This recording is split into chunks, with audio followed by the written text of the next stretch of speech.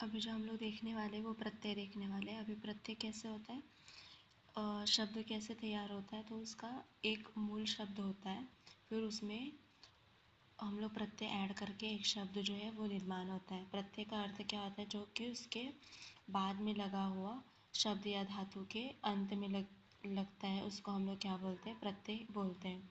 अभी प्रत्यय जो है तीन टाइप के, कृत प्रत्यय, तद्धित प्रत्यय और स्त्री प्रत्यय। कृत प्रत्यय जो है वो धातुओं के अंत में लगाते हैं।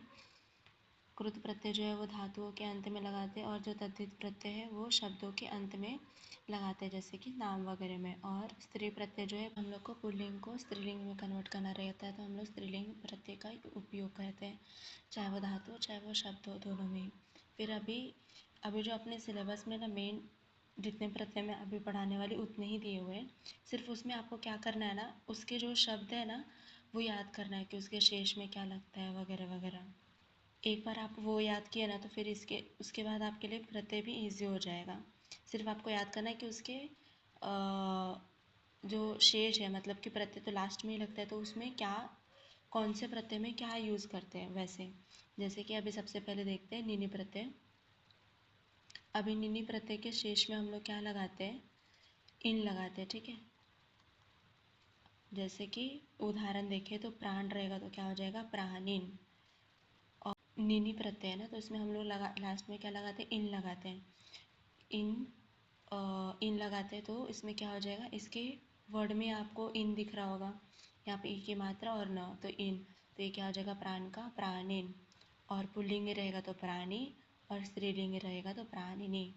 फिर वैसे अधिकार है, तो अधिकार का क्या हो जाएगा, इन लगाएंगे तो अधिकारिन, और पुल्लिंग रहेगा तो अधिकारी, और स्त्रीलिंग रहेगा तो अधिकारिणी। कृत प्रत्यय में देखते हैं, कृत प्रत्यय के और भी टाइप है। सबसे पहले ल्यूट और न्यूल।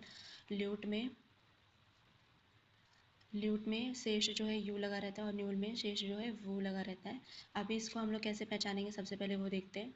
इसमें हम लोग को क्या देखने मिलेगा पहचानने के लिए, नम या तो नम, ये दोनों अगर वर्ड दिखे तो हम लोग को पता चल जाएगा कि ये कौन सा प्रत्यय है, ल्यूट प्रत्यय। जैसे कि क्रू है, तो क्रू में हम लोग ने क्या लगाया, नम लगाया, तो क्या हो जाएगा, कर्णम।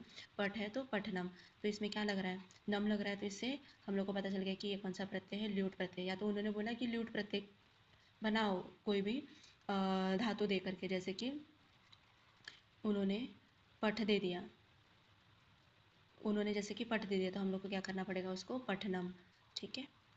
और फिर उसके बाद सेकंड जो है वो अक है, तो इसमें हम लोग अक का उपयोग करते हैं। जैसे कि क्रू है कर्णम, तो इसका क्या हो जाएगा, कारक, कारिका, कारकम।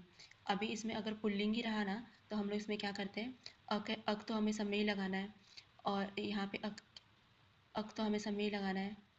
अगर पुल्लिंग ही रहा तो हम लोग क्या करते हैं, विसर्ग लगाते हैं, और स्त्रीलिंग ही रहा तो आकार की मात्रा और ई की मात्रा लगाते हैं, और नपुंसकलिंग ही रहा तो म लगाते हैं,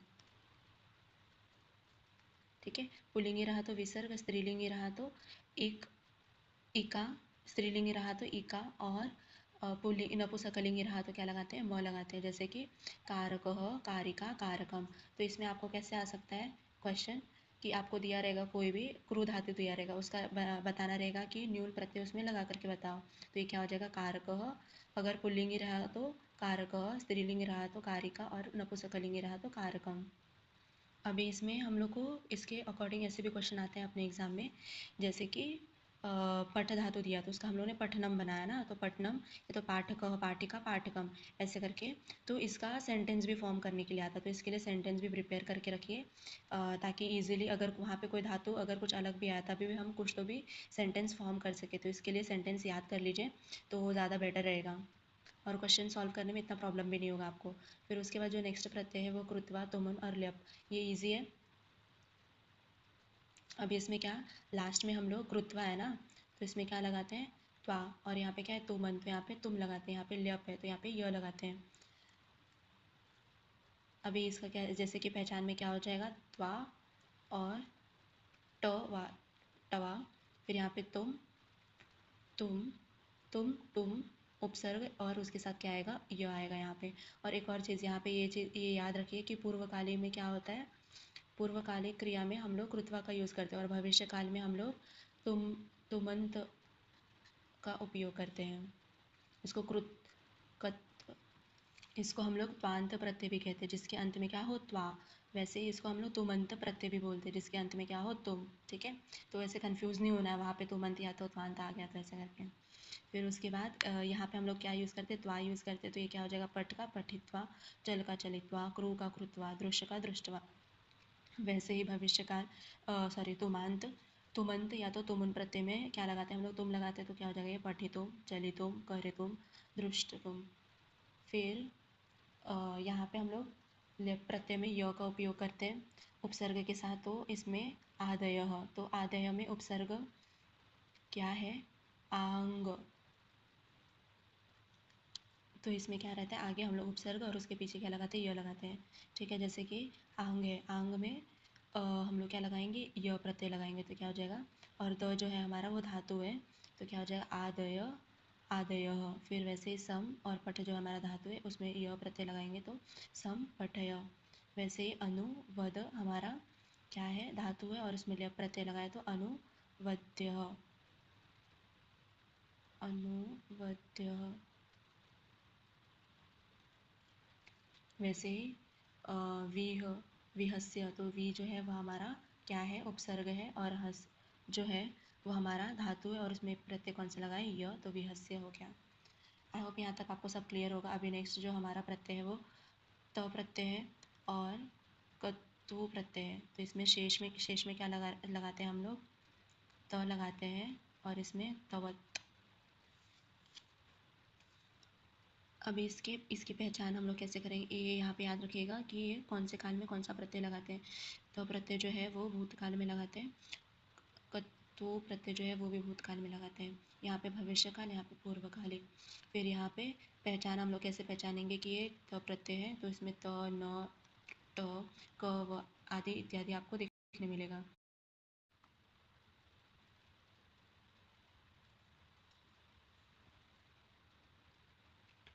अभी इसकी पहचान के लिए हम लोग क्या देखेंगे, इसकी पहचान में लास्ट में क्या रहेगा, त, न, ट, क, व। ठीक है, जैसे कि क्रू है तो इसमें क्या लगाएंगे हम लोग, त प्रत्यय लगाएंगे तो क्या हो जाएगा, कृतः। फिर से यहाँ पे पुल्लिंग रहेगा तो विसर्ग, स्त्रीलिंग रहेगा तो आ की मात्रा, और नपुंसकलिंगी रहा तो म, तो ये क्या हो जाएगा, कृतः कृता कृतम, पठितः पठिता पठितम, उक्तः उक्ता उक्तम, भिन्नः भिन्न, भेद का भिन्न भिन्ना भिन्नम। ऐसे करके जो है ये यहाँ पे हो जाएगा।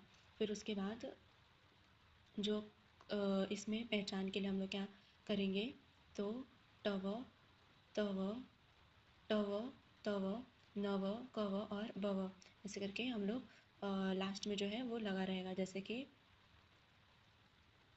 ये टव तव जो नव और कव और भव है जो वो कहाँ पे लगा रहेगा, बीच में लगा रहेगा। ठीक है, फिर उसके बाद इसमें हम लोग क्या लगाएंगे, वान वान मेनली। इसमें हम लोग क्या लगाएंगे, वान वान, जैसे कि कुरुतवान, पठितवान, उक्तवान, भिन्नवान, कुवान।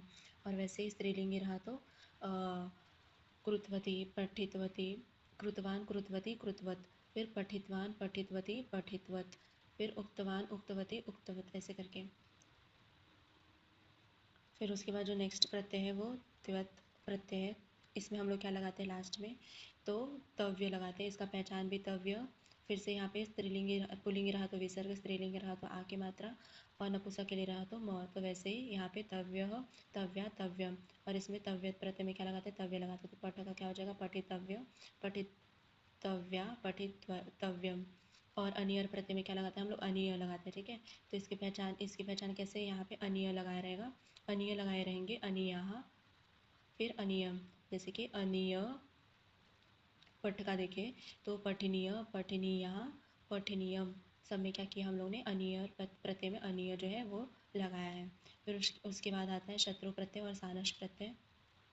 अब ये प्रत्यय में क्या होता है, एक कार्य को करते हुए जब साथ ही साथ अन्य कार्य भी किया जा रहा हो तो बताने के लिए परस्मैपदी धातु में हम लोग शत्रु प्रत्यय का उपयोग करते हैं और आत्मनेपद में सानस। फिर उसके बाद परस्मैपदी धातुओं में श और रु का लोप होकर धातुओं में क्या आ जाता है, अत आ जाता है। और इसकी पहचान कैसे हम लोग करेंगे, अत आता है और अत जुड़ा हुआ रहता है। इसकी पहचान कैसे करेंगे, लास्ट में क्या लगाएंगे हम लोग, अन, अंति और अत। फिर अन, जैसे कि पठ है तो पठन, फिर पठन्ति, पठत। लिख है तो लिखन, लिखंती, लिखत, ऐसे करके।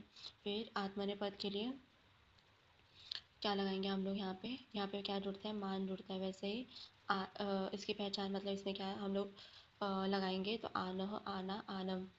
सेम विसर्ग पुल्लिंगी के लिए, स्त्रीलिंगी के लिए आ, और म के लिए नपुंसकलिंगी के लिए म।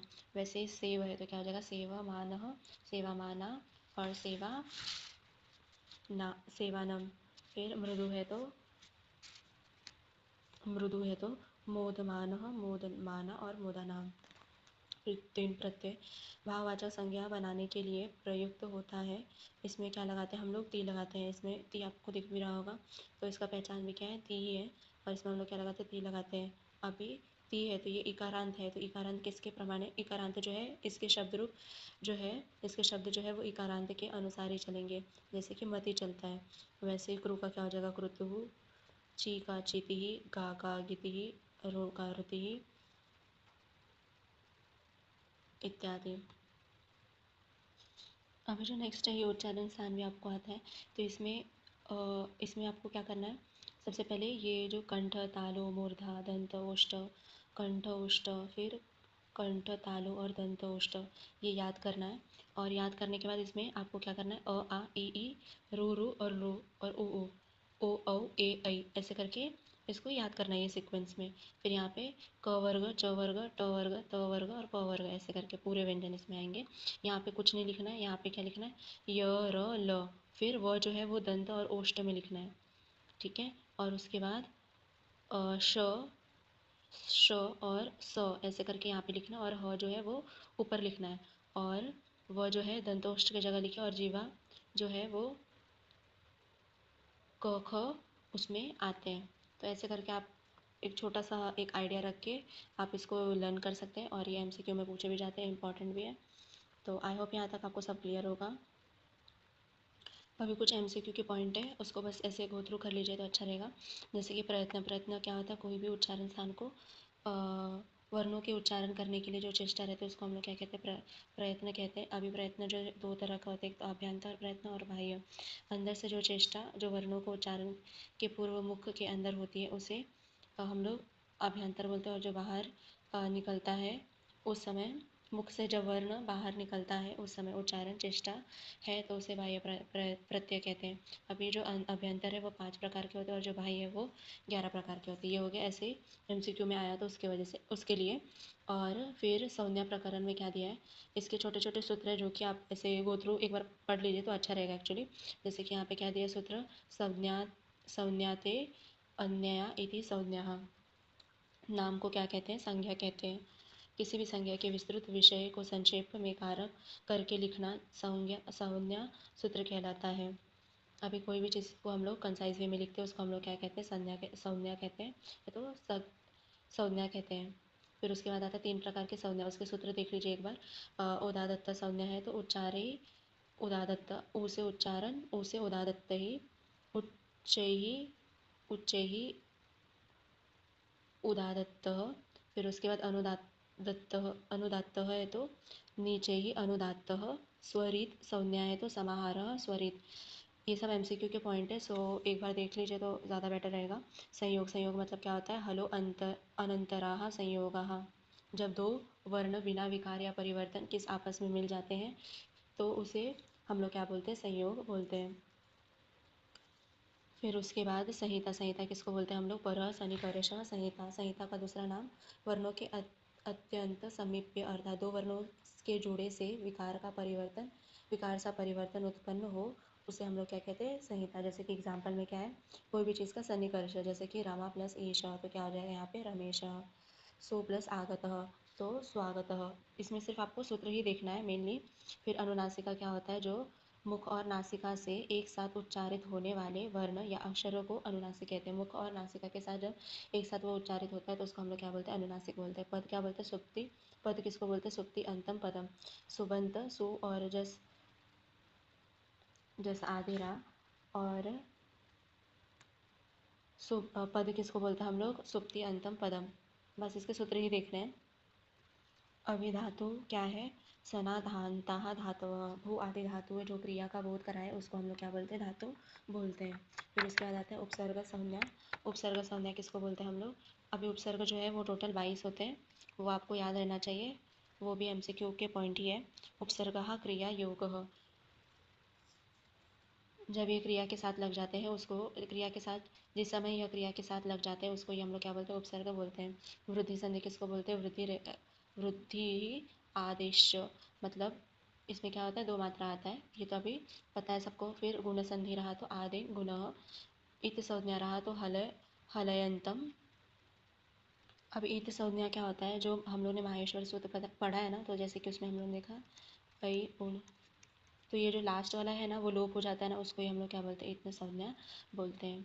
फिर उसके बाद लोप संज्ञा, जैसे कि अ का लोप हो जाता है अवग्रह में, आदर्शनम लोपः, अ का लोप हो जाना। प्रत्याहार किसको बोलते हैं? आदिर अंत्ये संहिता, प्रत्याहार जो हम लोग ने माहेश्वर सूत्र में देखी है उसको बोलते हैं, और इसका मेनली हम लोग को सूत्र ही देखना है। सवर्ण संज्ञा आदिर आदि अंत्येन संहिता, सवर्ण प्रत्याहार सूत्र आदि अंत्येन संहिता। फिर सवर्ण संज्ञा तुल्यास्य प्रयत्नम सवर्णम, तालु आदि उच्चारण स्थान और अभ्यंतर आदि प्रयत्न जिस वर्ण से तुल्य हो वहाँ सवर्ण संज्ञा होती है। जैसे कि एग्जाम्पल में क्या है? क और ख, उनका क्या है? कंठ से उच्चारण स्थान है, तो ये क्या हो गया अपना? सवर्ण संज्ञा। फिर उसके बाद आता है निपात संज्ञा, उसका सूत्र क्या है? चादयो चादयो असत्वे, प्र परा आप सम अनु आदि सभी 22 प्रादि को निपात की निपात संज्ञा होती है। निपात संज्ञा उन वर्णों की होती है जो अकेले किसी भी वाक्य में प्रयोग नहीं होते, परंतु उनका अपना अर्थ होता है। अभी निपात संज्ञा जिसको जो हम लोग ने उपसर्ग देखा उसको ही बोलते हैं, जैसे कि प्र का मतलब क्या होता है? आगे। इनका कुछ तो भी शब्द बनाते समय इसका उपयोग होता है, और इनका कुछ तो भी एक अर्थ होता है। जैसे कि प्र का क्या है? प्र का क्या हो गया? आगे, उसका एक अर्थ भी, और उसका हम लोग यूज़ भी कर सकते हैं पराजित ऐसे करके, परा का पराजित हो जाएगा पीछे, तो ऐसे हम लोग इसका यूज़ करते हैं निपात संज्ञा का। फिर आता है प्रगृह्य संज्ञा, उसका सूत्र क्या है? ईद ईदो देव द्विवचनम प्रगृह्यम, शब्द या धातु का कोई रूप जो इकारांत उकारांत एकारांत तथा द्विवचन हो तो इन शब्दों की प्रगृह्य संज्ञा या प्रकृति भाव होता है। संधि कार्य करने पर कोई बदलाव नहीं होता। जो हम लोग ने प्रकृति भाव समास प्रकृति भाव संधि देखा था ना कि उसमें कुछ भी संधि नहीं होता, तो ये उसी का सूत्र यहाँ पे दिया हुआ है और बताया हुआ है। आई होप यहाँ तक आपको सब क्लियर होगा। और मैं एक ही चीज़ बोलना चाहूँगी कि क्वेश्चन सॉल्व करना बहुत ज़्यादा इंपॉर्टेंट है। लेक्चर देखने के बाद आपको पता चला, आपको ब्रीफ नॉलेज मिल गया, उसके बाद क्वेश्चन ज़रूर सॉल्व करें, PYQ सॉल्व करें, और जो भी क्वेश्चन पेपर है पहले के वो सब सॉल्व करें, तो ये बेनिफिट होगा और वर्थ इट होगा एक्चुअली। सो वाच्य और प्रयोग, उसको प्रयोग भी बोलते हैं, और वो जो है वो दोनों पेपर 1 और पेपर 2 दोनों में आता है 5 मार्क्स के लिए। तो उसके लिए एक ट्रिक है, उसमें मेन हम लोग को क्या देखना पड़ता है? कर्ता, कर्म और क्रियापद। ठीक है, कर्ता अगर प्रथमा विभक्ति में रहेगा तो उसको हम लोग तृतीय विभक्ति में करेंगे, अगर कर्म द्वितीय विभक्ति में रहेगा तो उसको हम लोग प्रथमा विभक्ति में करेंगे, अगर क्रियापद प्रथमा विभक्ति में है तो प्रथमा विभक्ति में करेंगे। सॉरी, क्रियापद अगर प्रथम पुरुष में है ये और एक वचन में है तो यहाँ पे भी प्रथम पुरुष एक वचन ही करेंगे। अगर यहाँ पे द्वितीय पुरुष द्वितीय पुरुष अगर एक वचन या तो द्विवचन या तो बहुवचन, जो परस्मय पद रहेगा उसको हम लोग किस में कन्वर्ट करेंगे? आत्मनेपद में कन्वर्ट करेंगे, परस्मय पद को आत्मनेपद में। जब कर्ता जो है प्रथमा और कर्म जो है द्वितीय और क्रियापद जो है अकॉर्डिंगली रहता है, तो उसको हम लोग क्या बोलते हैं? कर्तरी प्रयोग बोलते हैं, और उसको हम लोग तृतीया में कन्वर्ट करते हैं, और कर्म को हम लोग प्रथमा में और क्रियापद उसके अकॉर्डिंगली चेंज करते हैं, उसको हम लोग कर्मणीय प्रयोग कहते हैं। ठीक है, फिर अभी इसमें जो है ना इंग्लिश में इसको हम लोग क्या बोलते हैं? एक्टिव पैसिव बोलते हैं। इसके एग्जांपल देखते हैं सबसे पहले। अभी यहाँ पे क्या है? सुशीलः बालः पाठं पठति, तो सुशीलः बालः, यहाँ पे क्या हो जाएगा? कर्ता क्या हो जाएगा? तो सुशील और बाल जो है वो कर्ता हो जाएंगे, पाठम जो है वो कर्म हो जाएगा, और पठति जो है वो क्या हो जाएगा? क्रियापद हो जाएगा। ठीक है, तो अभी इसमें सबसे पहले देखेंगे कि कौन से विभक्ति में है ये सुशीलः, तो ये प्रथमा विभक्ति में है। फिर उसके बाद बालः भी क्या है, प्रथमा विभक्ति में है। फिर कर्म जो है वो द्वितीय विभक्ति में है और क्रियापद जो है पठति दिया है ना, तो पठति का क्या हो जाएगा, मी वह मह सीतः तः तीतः अंति ती ना, तो उसका क्या हो जाएगा, ते हो जाएगा आत्मनेपद में, तो यहाँ पे ते यूज़ करेंगे। और यहाँ पे हम लोग सबसे पहले क्या करेंगे, कर्ता को तृतीय विभक्ति में करेंगे, तो सुशीलः, उसको हम लोग देवः प्रमाणे चलाएंगे और यहाँ पे इसको क्या करेंगे, सुशीलेन, जैसे कि देवेन। वैसे ही बालक को बालकेन, पाठम को प्रथमा विभक्ति में करेंगे तो पाठः, और यहाँ पे क्या आ जाएगा, वो गण के अनुसार पठ्यते, यहाँ पे यह आ जाएगा। फिर उसके बाद चौथा गण का है पट धातु, इसके वजह से।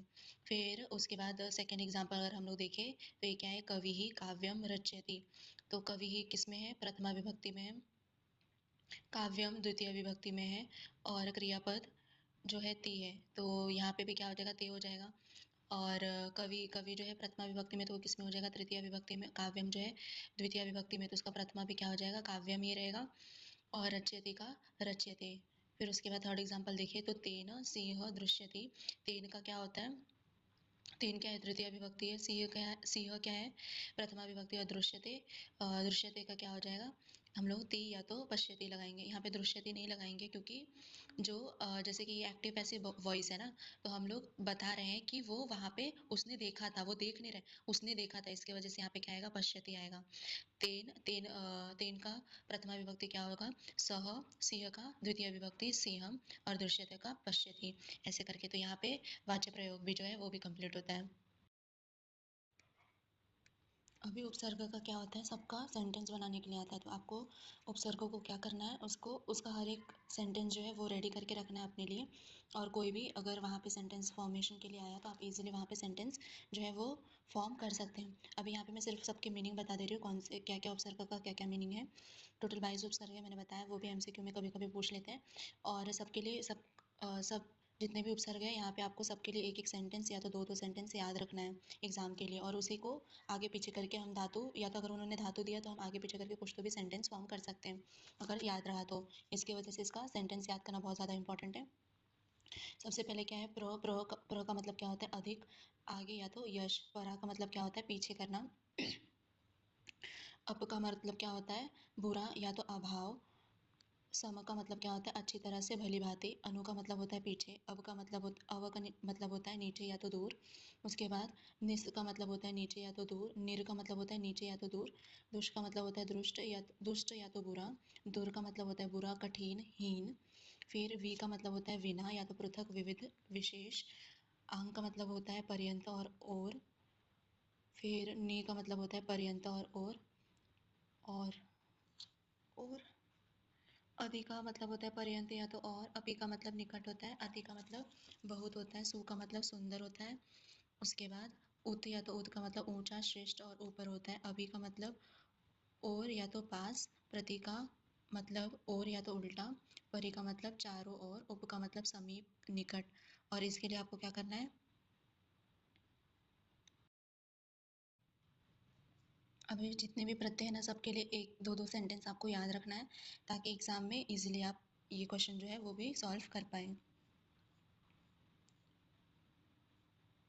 फिर उसके बाद आता है अव्यय। अव्यय जो है वो हम लोग कैसे यूज़ करते हैं, अव्यय जो है मेनली वो फिल इन द ब्लैंक्स में ही आता है, तो सिर्फ उसका आपको अगर मीनिंग पता है तो आप easily fill in the blanks को फिल कर सकते हैं।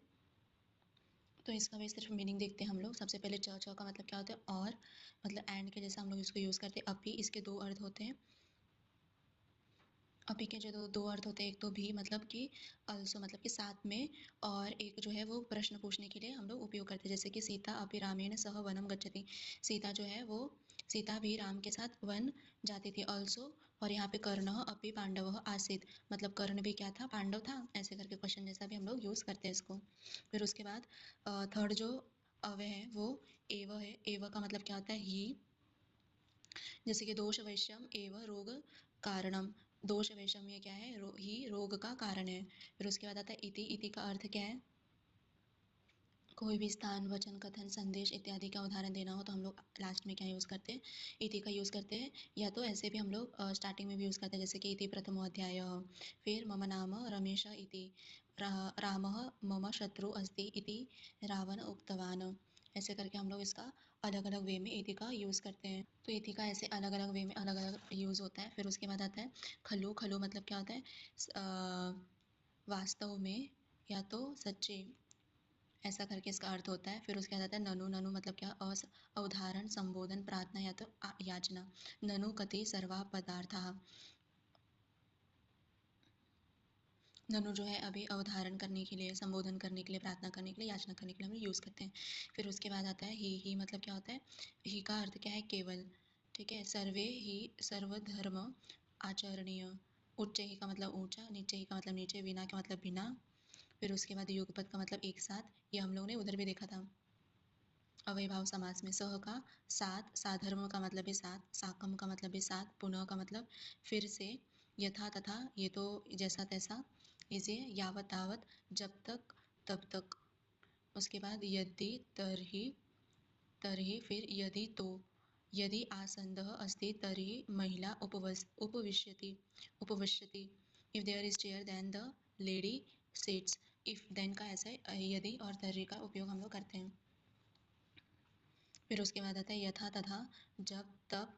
फिर न का मतलब होता है नहीं, कति का मतलब होता है कितने, कुत का मतलब होता है कहाँ से, किस कारण से, अन्यथा नहीं तो, एकत्र इकट्ठा, किमर्थ, किमर्थ किसके लिए, एकदा एक बार, कियत कितने, यह यहाँ, सर्वत्र सभी जगह, अन्यत्र कहीं और दूसरी जगह, कुत्र यहाँ कहाँ, कुत्र कहाँ, अत्र यहाँ, तत्र वहाँ, एकत्र एक जगह, और सदा हमेशा। और अलम का मतलब क्या होता है, इनफ, ये भी याद रखिए। अलम का मतलब होता है इनफ। इसमें जो है मेनली आपको क्या करना है, इसके सिर्फ जो अर्थ है वही याद रखना है और बाकी कुछ नहीं। और जो उपसर्ग है उसमें आपको सेंटेंस बना करके रखना है और उसको लर्न करके रखना है ताकि वो इजीली एग्जाम में आप सेंटेंस फॉर्मेशन जो है वो कर सकें। आई होप यहाँ तक आपको सब क्लियर होगा। और ऑलमोस्ट जो टॉपिक है मैंने कवर कर दिया है संस्कृत का। और इसके बाद क्वेश्चन ज़रूर सॉल्व करें, पेपर को सॉल्व करें, PYQ सॉल्व करें। तो इससे क्या होगा, आपको आइडिया आएगा और कॉन्सेप्ट भी जो है वो और क्लियर होगा और उसका एप्लीकेशन जो है वो पता चलेगा मेन। ठीक है, अगर वीडियो अच्छी लगी तो चैनल को सब्सक्राइब कीजिए, वीडियो को लाइक कीजिए। Thanks for watching.